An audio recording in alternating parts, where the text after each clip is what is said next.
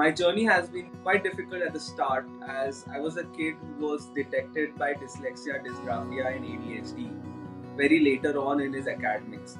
So in ninth standard, I was detected by this. So until ninth standard, I was going through all that without anybody knowing about it. And then the movie Tare Zameen Par came out, and we came to know that something like this exists. No matter what happens, the obstacles will keep coming your way.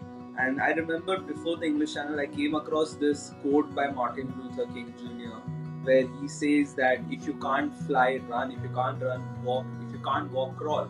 But keep moving forward. And that motto has been going on since the day I've started the English Channel till today. We have just been doing one thing after another, conquering different seas. Things get more difficult when you are entering the French coast.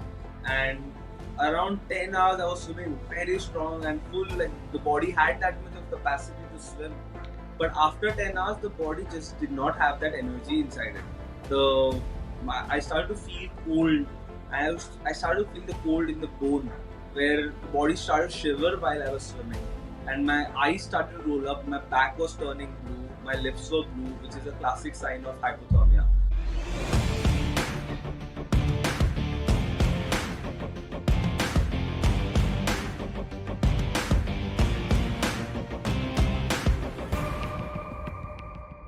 Welcome to the Garmavtar Show. In today's episode, I have with me Shubham Vanmali, a distinguished international open water swimmer whose accolades speak volumes about his remarkable talent and resilience. Notably, Shubham has been honored with the prestigious Tenzing Norgay National Award by the President of India, recognizing his outstanding contributions to the world of swimming. He has also achieved the incredible feat of becoming the ninth person globally to conquer the treacherous waters of Falls Bay, known for its great white shark infestation, showcasing unparalleled courage and skill.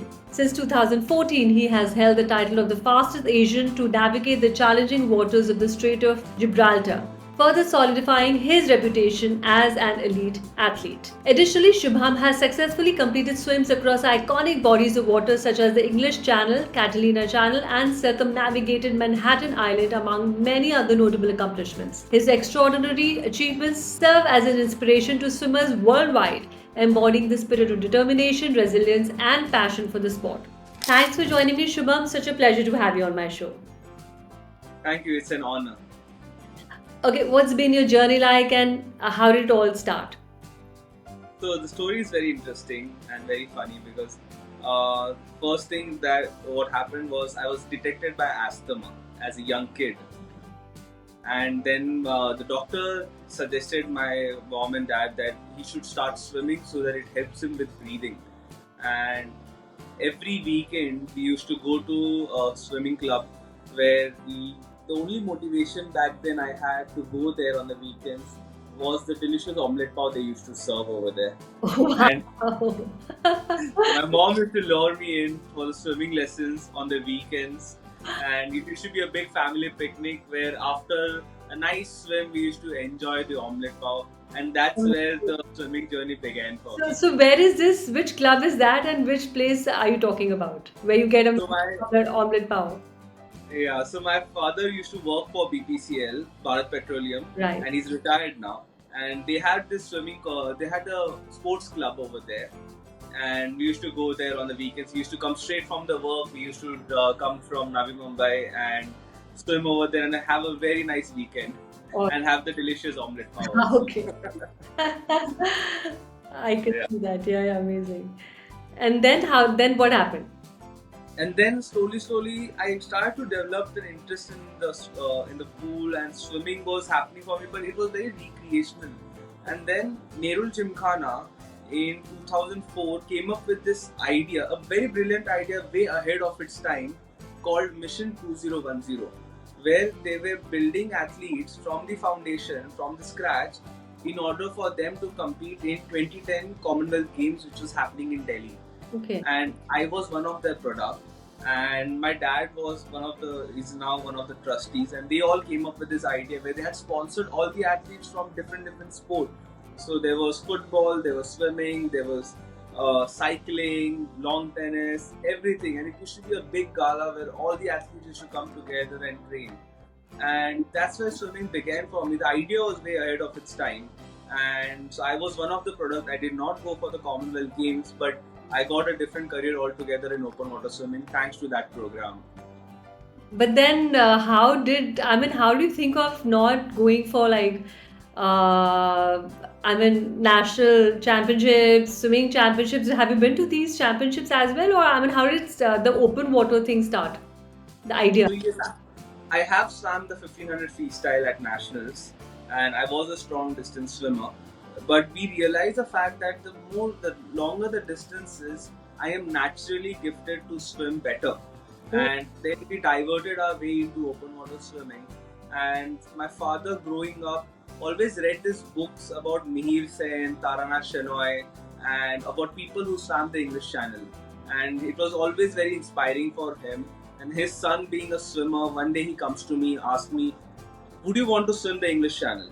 Wow. And my first thing that popped up in my mind that I will get to go outside India for the first time. I was really young, and I said yes. I did not know what I was signing up for. Okay. And then we started to begin the training, and in 2014, my first international open water swim was the English Channel, and we successfully swam that swim. Amazing. So, how old were you? You said you were very young. So, how old were you when you started? The first international swim, I was 18-year-old, and I was the youngest that year to swim the English Channel. Wow. And even with the Strait of Gibraltar in 2014, we swam the Strait of Gibraltar.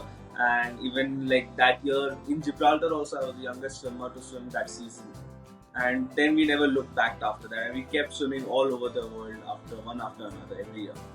Fabulous. Okay, no, so starting with the English Channel experience, can you please tell us a little more details about, so you were swimming with a lot of people. Was it like a competitive event, or was it like, just for, like you had set up a challenge against yourself? And what were the benchmarks and what kind of training? And we want to know everything about this. So the English Channel is a swim where you swim alone. And when I say we, I have got this habit since years to say we because it's despite it being an individual swim, it's a lot of team effort that takes place. And my crew is with me, my coaches are with me, the nutrition and everything is taken care of people. That's the reason the swim happens successfully. And this swim is a solo swim where you're swimming with a boat next to you, which navigates you through the swim. And it's from England to France, and we start from either Dover or Folkestone, and we finish the swim in Calais. And I went there 1.5 to 2 months before my swim, and I still remember the first day I entered the water, and we landed, and the first thing I wanted to do was see what is cold like what is that what people say that it's going to be super cold enough to give you hypothermia. And I am a boy who was raised in Bombay, like a tropical climate, and the only time I have ever faced the cold water was when the geyser was not working in the house. Oh shit. Okay. So that was the first time I entered water, and I felt a sharp sensation, and slowly went in the water, and my hands became like this, like frozen, and I could not straighten my palm, and my face started to hurt the most because it has the least amount of fat around it. And I was a skinny 18-year-old boy having big dreams, and I could only swim that day for 7 minutes, and I couldn't swim more than that because my body started to hurt so much. It felt like thousands of needles were pricking through, and I came out of the water and I'm shivering, and my mom asked me, "Are you okay?" It was only me and my mom over there, and she's like, "Are you okay?" And I was like, yeah, I'm fine. In my head, I was like, I have more like 1.5 months in my hand in order to train every day and get acclimatized to water. And then she touched my body and she felt that cold shock on her hand, and she's like, "This is really cold." And "Are you okay?" Like, "I'll be fine. Tomorrow is a new day." Then next day I swam for 15 minutes. Then it was like more than 7 minutes, obviously. Then after that third day, I was swimming for half an hour. Fourth day, I was in the water for 1 hour. And then slowly, gradually, while I was building up, 1 week before the swim, at the beach, I was swimming. First day on Monday, I was swimming 4 hours. On Tuesday, I was swimming 6 hours. On Wednesday, I was swimming 8 hours on the beach. And on Thursday I was swimming again 6 hours, and then I started to rest up for the swim. So that's how we prepared for the English Channel swim. And I still remember we were waiting for the swim, and so you get 7 days to select from, and from the 7 days you have to select the best weather condition, the best day for you to swim. And we were waiting, and the weather was really bad. So first 7 days we could not swim, and the pilot said What's that. the total distance of the swim and how long does it take? What is the total swimming time? So the distance is 32 kilometers, the shortest distance, like the straight line from one end to another. But the swimmer never swims straight. He swims as per the current. The graph is in an S format, and so you basically end up swimming 40-50 kilometers depending on the day. And it takes you a swimmer roughly somewhere from between 10 to 20 hours, anywhere in between that, 10, on an average. 20 hours. Yes, Okay, if of that's continuous swimming. oh wow, okay. Yeah.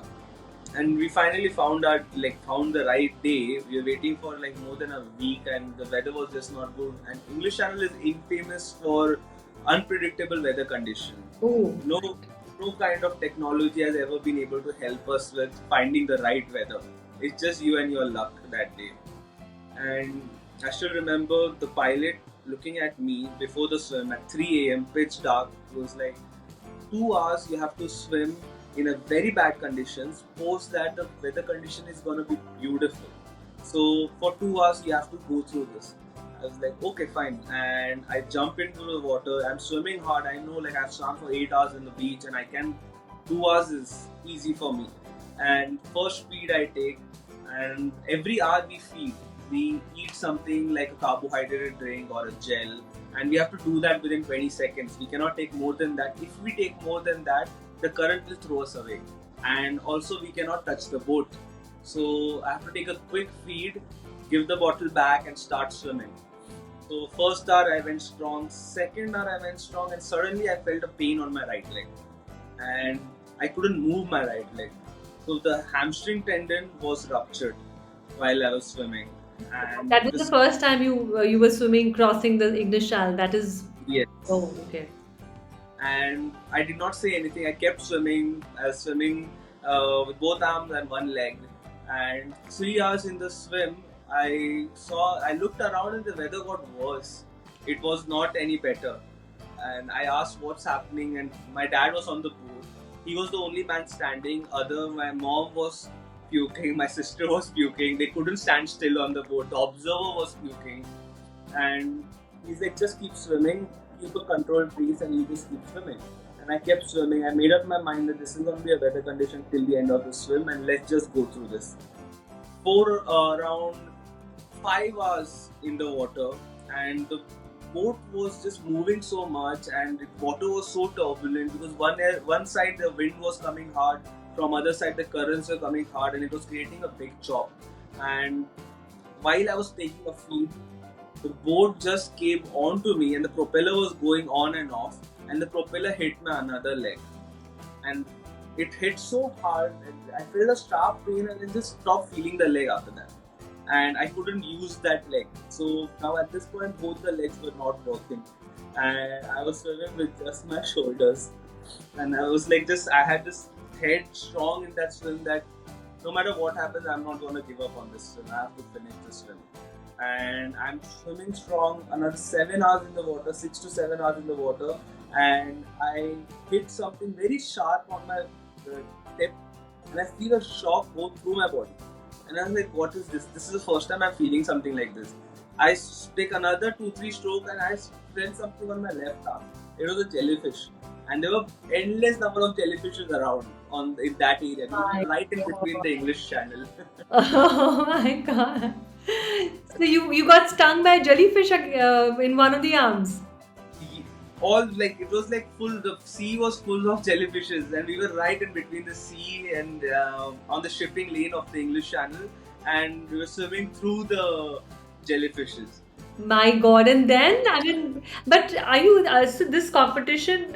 You are competing against yourself, and there's no. I mean, you can always, allowed to quit in between, right? Yes, yes, yes. But So that's that's where the game changes. So, moment you enter the shipping lane, things get more difficult when you are entering the French coast. And around 10 hours, I was swimming very strong and full. Like the body had that much of capacity to swim, but after 10 hours, the body just did not have that energy inside it. So I started to feel cold. I started to feel the cold in the bone, where the body started to shiver while I was swimming, and my eyes started to roll up. My back was turning blue. My lips were blue, which is a classic sign of hypothermia. And 12 hours I was continuously swimming, where my father was kept asking me, "Are you okay, Shubham?"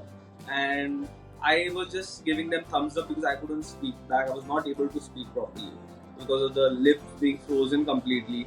And somehow around 12 hours 30 minutes, my father just gave me like called me, and I looked up and he goes like, "That's the finish. We are gonna wait over here another 500 meters and you are gonna finish the swim." And I go for it, and My 12 hours God. 42 minutes we swim the English Channel. Amazing. So you finished the swim. My God, with that almost you were in the verge of getting the hypothermia, and damn, and with both the legs, got some injury on the legs, and my God, and then I mean that must be such a huge sign of happiness and achievement. Yes, yes. The pride of raising the Indian flag in UK after the swim, and that emotions were something else, something that I had never felt before. That's incredible. That's an incredible story of guts and resilience, Shubham, and I must applaud you for this. So tell me, what has been the best learning from your journey? The best learning from the journey of the swims, and however my career graph has been like that, no matter what happens, the obstacles will keep coming your way. And I remember before the English Channel, I came across this quote by Martin Luther King Jr., where he says that if you can't fly, run. If you can't run, walk. If you can't walk, crawl. But keep moving forward. And that motto has been going on since the day I've started the English Channel till today. We have just been doing one thing after another, conquering different seas, and also helping out different like little kids out there, because my journey has been uh, quite difficult at the start, as I was a kid who was detected by dyslexia, dysgraphia, and ADHD very later on in his academics. So in ninth standard, I was detected by this. So until ninth standard, I was going through all that without anybody knowing about it. And then the movie Tare Zameen Par came out, and we came to know that something like this exists, and we worked on it. And because of my family being so supportive, mom and dad were super nice, and before that also, after that also, never made me feel anything different. And now I am like doing so well, all because of them being so on point with everything. Wow, this is so fascinating, Shubham. I'm so proud of you. I mean, your entire family has been so supportive, and it's such a blessing to have such amazing people around you. Will you like to, tell us about your, you have, you've become the ninth person globally to go through the Falls Bay, right? Yes, yes, So, and it is infested with sharks, white sharks? yes, great white Oh sharks. my Yes. God. First, why did you, after even when you knew about this and such danger, but then you still went through it? I mean, what was the thought? I mean, why did you want to do it? And why did you want to go through the danger? Yeah. So we were looking at some swims to do something different, something offbeat, and something like a little more dangerous. My coach one day suddenly came to me. Her name is Rupali Repare, and she's also a national award winner in open water swimming. Okay. And she said that, would you like to swim Falls Bay? When she was young and when she was attempting for Falls Bay, they had to pull her out at the end, because back then there was no concept of swimming at night. So they started in day and they should finish in day. If it's any slower, then they have to pull you out. So she wasn't able to finish that swim, and she asked me, "Would you like to do that swim?" But what is so? Do you have to swim? I mean, the sharks are not. They don't come out in the night. Do you mean to say that? I mean, what are the? Back it was years and years ago, Yeah. like decades ago, when they used to think that at night it's much more riskier, but it doesn't really matter if you're swimming in day or night. In the current, like right now, we all know. Right. Yeah. So she suggested me, would you like to do it? And I knew another swimmer, friend of mine, Ned Dennison from Ireland, and he was the sixth person to swim the Falls Bay, and he had suggested me he told me that I've done this swim, and there were great white sharks, this and that, and he was really explaining the swim to me, and I was like, this is something I might never do. I thought of this back then, and when Rupali came to me and she's like, do you want to do it? I was like, yeah, let's do this. And we went for it, but believe me, as confident as I look and sound, I was a little scared from the inside because you are in their territory. And great Absolutely. whites. Absolutely. Yeah. I mean, all the fear is constantly lurking. I mean, one doesn't know. Though a boat is there by your side, but I mean, if the shark comes from the back, how Yeah. a boat can help you? So what, I mean, And thing with this, in the sharks, the great whites are the most fierce predators because unlike tiger sharks revolve around you. It's like a warning sign. If a tiger shark is revolving around you, you should get out of the water. But great whites go in the deep end and straight come for the prey and like they eat them and go in the air and again fall back. That's how great whites attack. And we went for the swim. We were training over there, and if you see in South Africa, in that coast of Falls Bay, there are restaurants where they have kept shark jaws and everything. So it's very it's infamous for shark attacks, and people go there cage diving to see great whites. And we decided to do this swim, and I asked the pilot, "Are we gonna use some protection like a shark shield, which is like a rod which goes in the water, and if shark touches it, it feels a shock and runs away?" He said that no shark shield because it also attracts the shark. So we are not going to use a shark shield also. I was like, okay, that's not very reassuring. that's pretty, yes, scary. Yes. And then the thing is, there are statistically, the chances of you getting hit by lightning is more than you getting bit by a shark, as per the stats. Oh, Sharks don't like humans. Shark always has never attacked a human and eaten alive. okay. Yeah, sharks have only attacked surfers mostly because from underneath they look like seals. And the pilot told me that there will be two boats, one on your right and one on your left, and you have to swim in between that. When that happens, the shark will never come for you because it looks like orcas, killer whales, and killer whales are the biggest predators of shark. They eat sharks, so they are scared of coming near big round objects around, like while swimming, or the swimmer swimming next between two boats, it will never attack you. So that was a bit reassuring. And then I was swimming between that, but I still remember started at night, was swimming, and when the daylight came out at night, I was scared because I could not see anything, and in the day I could see things underneath, and I saw a massive shadow pass underneath me when I was 5 hours in the water. Oh my God. And I started swimming faster and closer to the boat in case something happens. And there were endless number of blue bottle jellyfishes. And after 7th hour, the mindset just changed.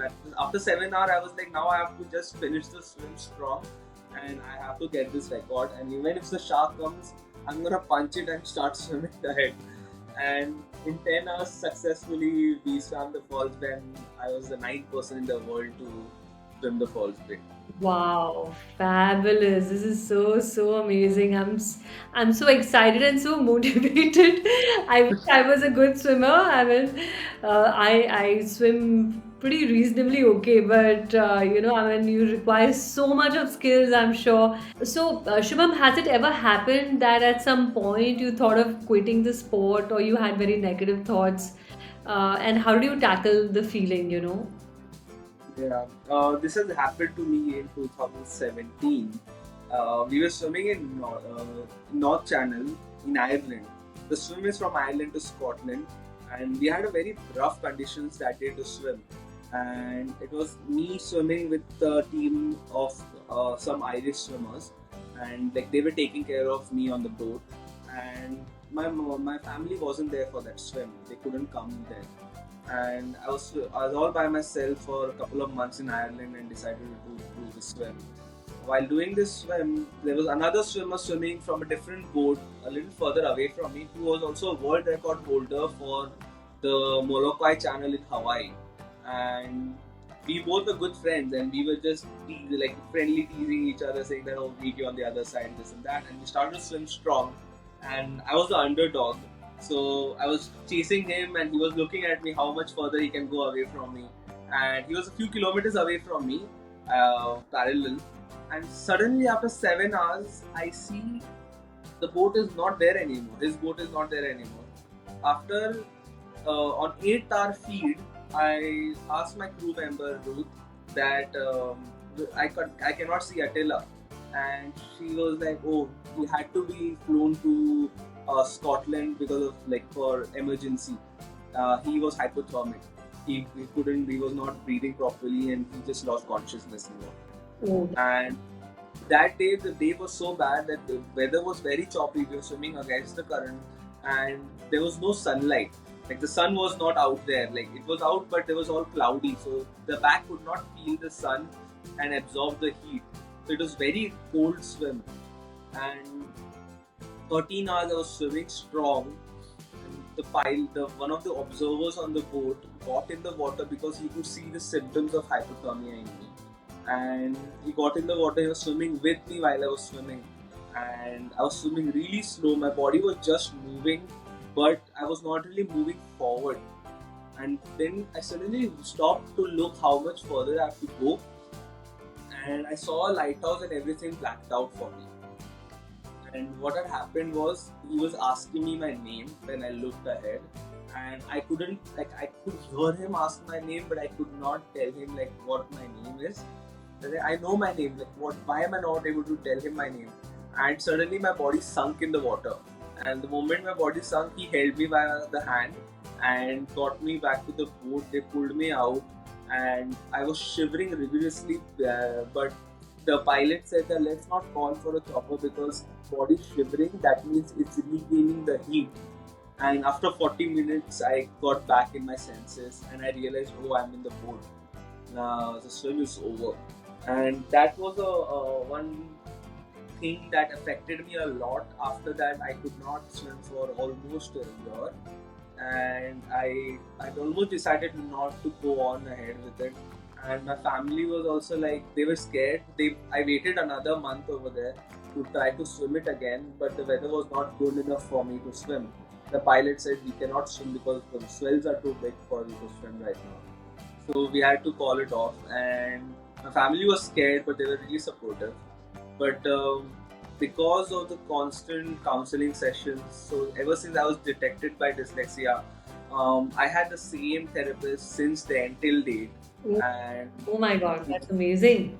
Yeah, and Wow. that really helped me come out of it. And after that, we started swimming stronger. And post that, all the crazier swims that happened were like the falls based swim, then a lot of other swims in US and also in India. We swam for 5 days from Dhanu to Mumbai. So all that thing came out of after that incident. So you came out stronger and more resilient and more passionate about the sport. I mean, so that's amazing. Okay, so if you could meet your younger self who is striving to be where you are today, what is that one piece of advice that you would like to give to him? I would tell my younger self that be patient. That's everything is gonna pay off eventually. And like to my younger self or to all the other kids out there who are aiming for something big, just keep doing that one thing again and again. Keep that grind going, and eventually you will see the success ahead of you. Because as a growing up as a kid, for the longest time when I started swimming, I must have been 5th standard when I started to swim like competitively.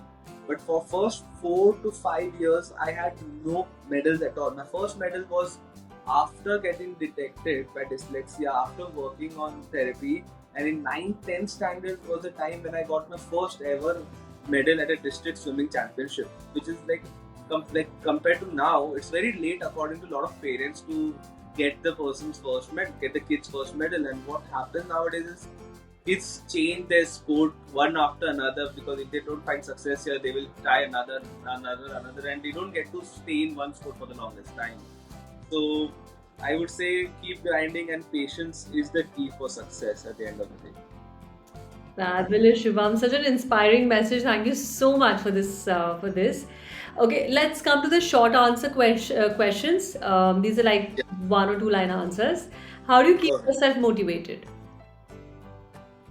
I do like by knowing the fact that what I do is what I love, and it's like life is a one big vacation, and I'm living it like a vacation, and I'm swimming, I'm working, and that's my motivation to have a very healthy and beautiful lifestyle. Awesome, awesome. Okay, so what's the best advice you've ever got?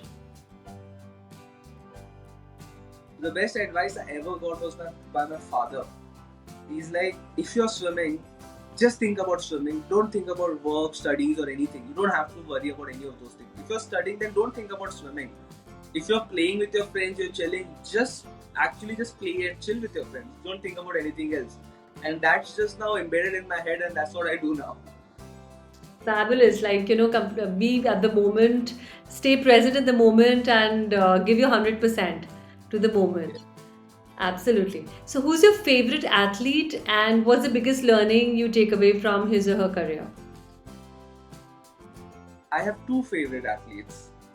One is my father, one is my mother. My dad is a national volleyball player. My Yeah. mom is a national kabaddi player. Areva. Yeah. That's And amazing. the greatest advice I ever got from them was, don't play because you are very competitive or something. Play because you love your sport, and play for the love of the sport and love of the game, and never forget the sportsman spirit. And that's what we have been carrying on. Fabulous. Amazing. Okay, so what's your favorite quote? Like I said, Martin Luther King Jr. Ah, If you can't fly, run. If you can't run, walk. If you can't walk, crawl. But keep moving forward. amazing. Okay, so your proudest accomplishment so far? The proudest accomplishment would be the Tenzing Norgay National Award. Okay.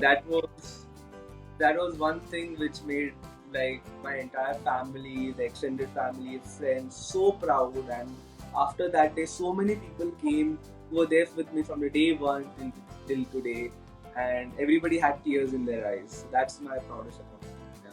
Super, super. What's your biggest dream? Biggest dream is to swim the swims which I have been not swum yet, Okay. and to get at least one world record under my name. All the very best. I'm sure you will get it because you have the dream. I think God, implants dream if you're capable of achieving it, and I'm sure you have the passion, the resilience, and the talent. And I'm giving you all the best wishes. May all your dreams come true, Shubham. And thanks so much. And with this, we come to the end of the show. Thank you so much for joining me in this absolutely fantastic session. Thank you for having me. It was a great chat. Thank you. Thank you all for listening to today's episode with your host Garma Aftar. See you in the next one. Have a great day. Bye.